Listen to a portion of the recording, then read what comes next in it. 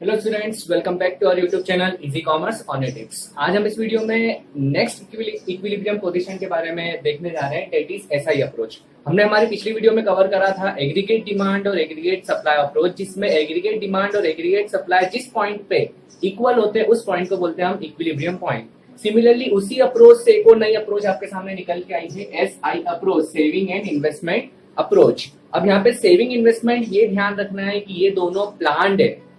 ये दोनों इन्वेस्टमेंट और सेविंग कैसी है? प्लांट सेविंग है, प्लांट इन्वेस्टमेंट। और प्लांट चीजों को हम बोलेंगे एक्स एंड।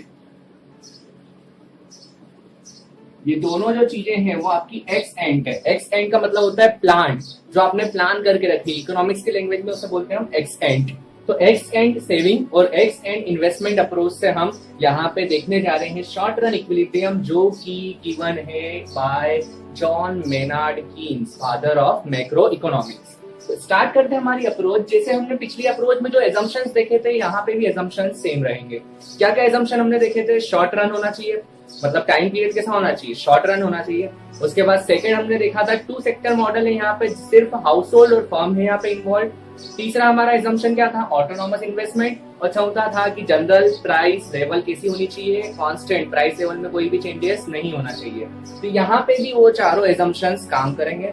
अब हम एसआई अप्रोच के बारे में हम थोड़ा सा समझ लेते हैं कि एसआई अप्रोच में हम इक्विलिब्रियम कहाँ पे निकलेगा। तो इक्विलिब्रियम एसआई अप्रोच में निकलेगा जहां पे saving and investment will be equal. और हमें पता है इन्वेस्टमेंट कैसी रहती है? ऑटोनॉमस। एजम्पशन में हमने क्लियरली मेंशन करा इन्वेस्टमेंट कैसी रहती है? ऑटोनॉमस।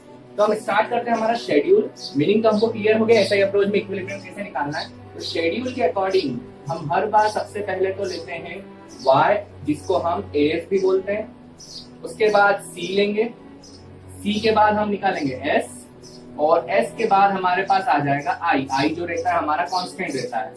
तो मैं आई में ज्यादा मुझे मेहनत नहीं करनी है, तो मैंने आई में सब कांस्टेंट रख दिया। 40 के 6 लॉट्स बना लेते हैं, 4, 5 एंड 6।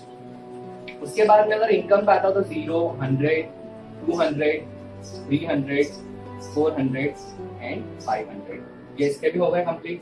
उसके बाद कंजप्शन में 40 से स्टार्ट करता हूँ और 80 का गैप रखता हूँ इसमें। 80 का गैप रखने जाऊंगा तो 120, 200, 280। इसके बाद कितना हो जाएगा? 360 एंड इट इज 440। ये हमारा 80 का डिफरेंस है, हमने कंजप्शन निकाल लिया। सेविंग कैसे निकालेंगे? एस में से सी माइनस करके सेविंग आ जाएगी। तो 0 में से 40 गए तो -40, -20, 0, 20, 40 एंड 60। तो चलो देख के बताओ किस पॉइंट पे आपको इक्विलिब्रियम दिख रहा है, कौन से पॉइंट पे सेविंग और इन्वेस्टमेंट बराबर हो रही है।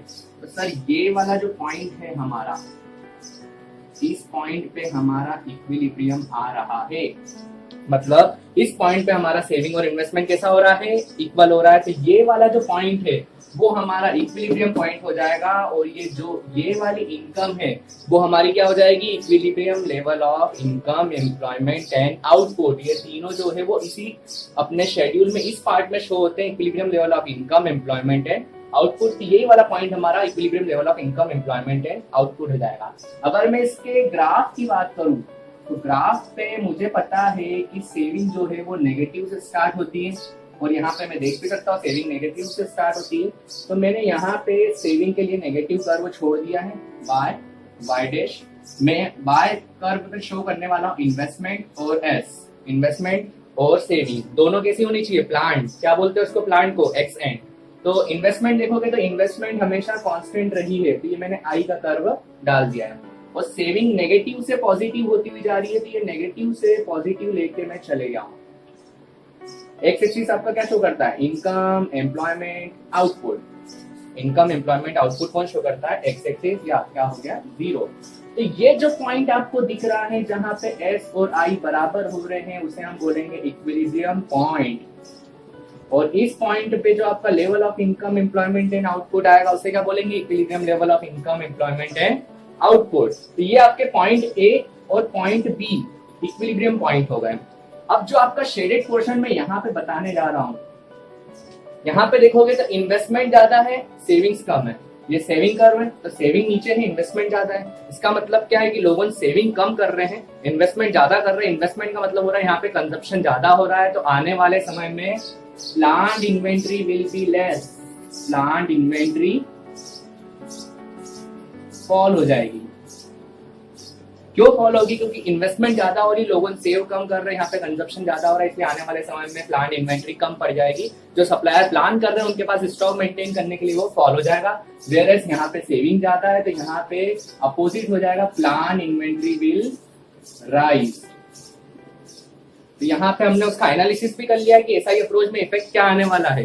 तो ये वाला पॉइंट हमारा ए और बी इक्विलिब्रियम हो गया। ए पॉइंट शो करता है सेविंग इन्वेस्टमेंट बराबर थी, आपका इक्विलिब्रियम पॉइंट हो गया, जबकि बी पॉइंट शो करता है equilibrium level of income, employment and output. तो स्टूडेंट्स हमारा एसआई अप्रोच में इसके अलावा कुछ भी नहीं है, आपका शेड्यूल भी आ गया, ग्राफ भी आ गया, हमने एसआई अप्रोच को समझ भी लिया, उसके assumptions भी देख लिए। अब हम देखने वाले हैं levels of equilibrium. Equilibrium levels को हम अब एक ग्राफ पे, पर्टिकुलर ग्राफ पे शो करने वाले हैं, और जो ग्राफ रहेगा आपका वो बहुत इजी है, कोई इसमें टफ चीज नहीं है, थोड़ा सा टाइम लगेगा उसमें,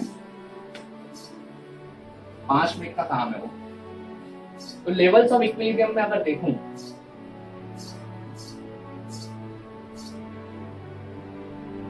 तो लेवल्स ऑफ इक्विलिब्रियम 3 पार्ट में आपके सामने आ जाएंगे।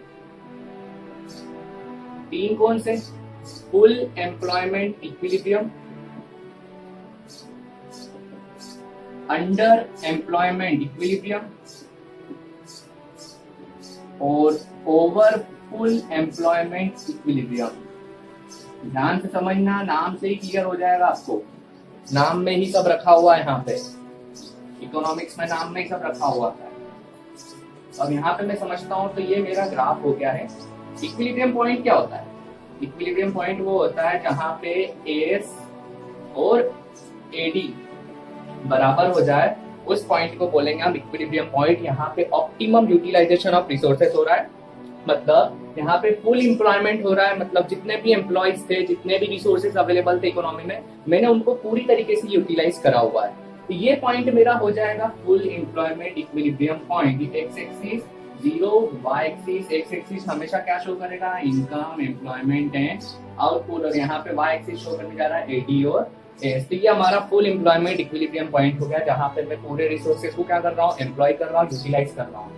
सेकंड नाम क्या बोल रहा है? अंडर फुल एम्प्लॉयमेंट, मतलब जहां पे मेरा फुल एम्प्लॉयमेंट आएगा उसके नीचे, तो मेरा अगर फुल एम्प्लॉयमेंट यहाँ पे आ रहा है इस पॉइंट पे, तो उसके नीचे अगर एडी चले जाता है, ये वाले पॉइंट पे चले जाता है, तो उस केस में ये कौन सा केस बन जाएगा? Under employment equilibrium. X axis आपका वही शो करने वाला, इनकम, एम्प्लॉयमेंट एंड आउटपुट, और वाई एक्सिस पे एडी एंड एस। अब यहाँ पे आपको नोटिस क्या करने में आ रहा है कि मैं जहाँ पे फुल एम्प्लॉय कर रहा था, अब यहाँ पे मुझे एम्प्लॉयड कम करने पड़ेंगे। चेक कर सकते हो आप, एडी फॉल हो चुका है, तो आपका एम्प्लॉयड लेवल जो था, एम्प्लॉयमेंट लेवल हुआ कम हो गया है। तो अंडर फुल एम्प्लॉयमेंट इक्विलिब्रियम में क्या होता है? आपके एम्प्लॉयड रिसोर्सेस अब कम हो जाते हैं, यहाँ पे इनएफिशिएंसी आ जाती है यूटिलाइजेशन ऑफ रिसोर्सेस से रिलेटेड।